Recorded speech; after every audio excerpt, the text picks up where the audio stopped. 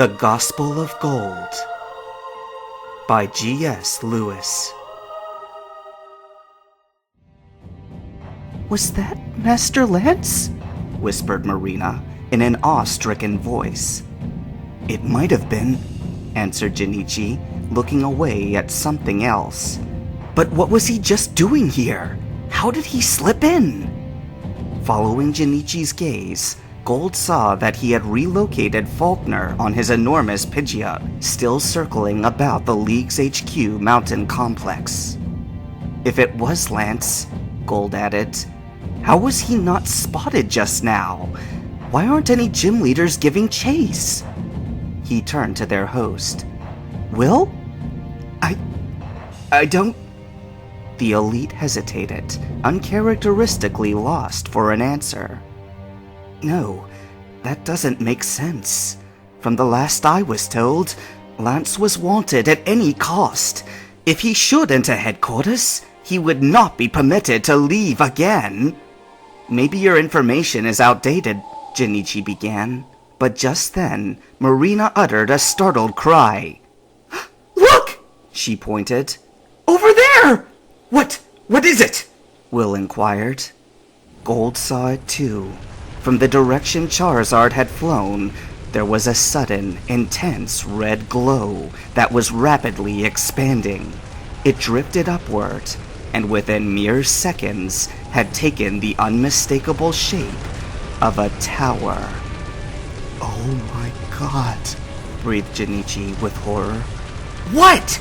Will demanded with more insistence. That's Violet City out there, whispered Marina. And Sprout Tower is burning, Gold finished. Will gave a sharp hiss of breath intake, and then Gold felt a subtle prodding in his mind. Will hissed again, louder this time, as the reality of the situation was made plain to him. Lance just set Violet City's tower ablaze? He hoarsed. Why? What? Cried Marina in outrage. No, you idiot! Lance would never do such a thing! It had to be that fake Lance, which you guys were putting on the news! Will's mouth moved, and Gold heard him mutter something to himself. He grabbed him by the elbow. Do you know something? Say it! Petrel. It has to be Petrel! Will answered, sounding astonished with himself. Of course it is! But why?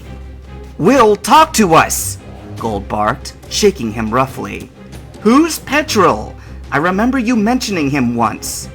He's a master of disguise and one of Team Rocket's lieutenants.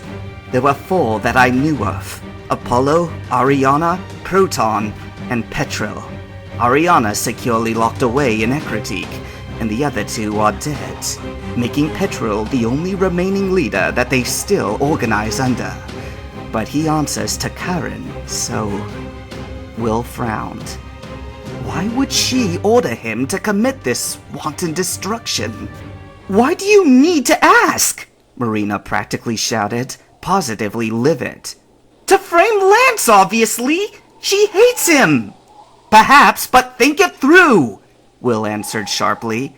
If Lance is making a public stand in Blackthorn tonight, at this very moment, everyone will see that he's there, and thus not flying around. The ruse won't work. He froze mid-sentence as another thought seemed to occur to him. Unless Lance never made it onto camera. Unless he's already been eliminated. At the hearing of these words, Marina's face went from scarlet to chalky white. Even in the red glow of the lava, it was plain for Gold to see. She worshipped Lance as an idol, and the thought of his death and dishonor post-mortem had to be soul-crushing. No! Gold roared, jarring everyone from their down-spiraling fears and making them glance at him. I won't despair. His victory is settled, and if we are here, we still have a part to play in it.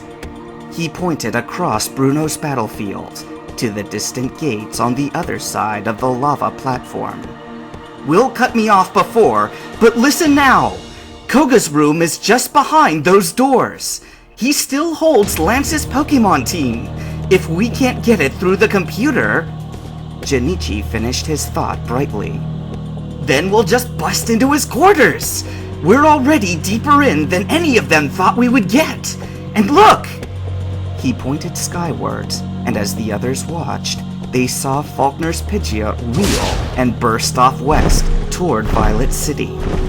He's leaving! Exclaimed Marina. He must not have known about the fate of his home city. Now's our chance! Will, let's go! Gold beckoned, starting forward. We may need your help if the door is locked. But Will stood frozen in place, his muscles stiff and tense. You're being reckless, he insisted, in a flat but shaky voice. Koga's not stupid. If the Pokeballs are even in there, they'll be cunningly hidden and booby-trapped. Oh, come on! Snapped Junichi, looking like he might strangle Will for his obstinacy. I've about had it with your selfish rationalizing! Gold watched the exchange, but instead of reaching out to choke Will, Junichi grabbed his hands and pulled them onto the sides of his head. Saying this makes me want to puke, but we need you now. The Phoenix told me to go with you, and seeing that tower burn made me realize why now. Look into my memory. See for yourself what I saw in my vision. Will gritted his teeth and looked like he might pull away. But then, Gold saw him relax, and his fingers flexed around Junichi's temples. Without sight, the mind's eye was all that Will had left to see with, and he was greedy for it. Yet as the seconds passed, the muscles on his face grew taut with horror, and when it was done, Will pulled away, breathing heavily. See? Demanded Junichi. There was another half of that future vision, beside the growing of the goldberry trees. It may already be too late to save the towers, but we can still save the region, if we can aid Lance. We must brave Koga's chamber! Gold stared at Junichi in wonder. Since meeting him at their journey's start, he had undergone a radical change after Ilex Forest. Clearly, his heart still burned with boldness, but now it was also compelled by a desire for good. It occurred to Gold that, if he had never been born, Junichi would have been a fine choice for Spirit and her mission. Will slumped, but flicked his fingers, beckoning Gold and Marina to himself. The doors will be locked, you fools, he groaned, in a resigned voice. I'll pull us in. It'll save me from falling into the lava anyway.